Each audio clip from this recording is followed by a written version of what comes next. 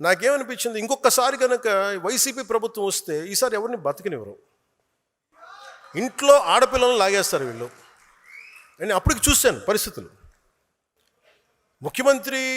మాజీ ముఖ్యమంత్రి భార్యనే వీళ్ళు ఇలా తిడుతున్నప్పుడు, సతీమణి ఇలా తిడుతున్నప్పుడు, నా ఇంటి మీద ఇలా మాట్లాడుతున్నప్పుడు, పదవులు వీటన్నిటి గుర్తింపు వీటన్నిటికంటే కూడా రాష్ట్ర సుస్థిరత, 5 కోట్ల మంది ప్రజల సుస్థిరతకి నేను ఓటేశాను.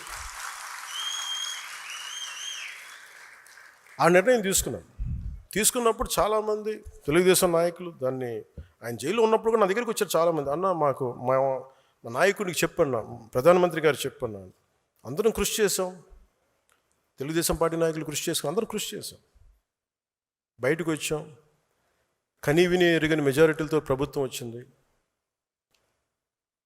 అలయన్స్లో ఇబ్బందులు లేవంటే కొన్ని ఉన్నాయి, కాదు అది మెజారిటీ పెద్ద సమస్యలు కాదు కానీ ఉన్నాయి, నేను అర్థం చేసుకోగలను. అదంతే కానీ అది మీరు నాకు తెలియదు అని మటుకు అనుకోకండి, నాకు తెలుసు.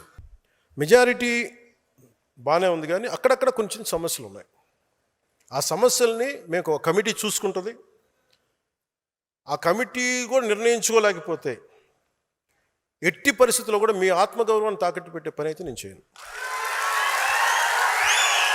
ఎందుకంటే నేను మాట ఇచ్చాను,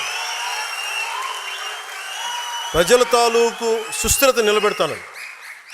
కానీ మీరు ఇబ్బంది పడి, మీ ఆత్మగౌరవానికి మీరు ఇబ్బంది పడి, గౌరవం లేని చోట మీరు ఇబ్బంది పడకుండా చూసే బాధ్యత నాది.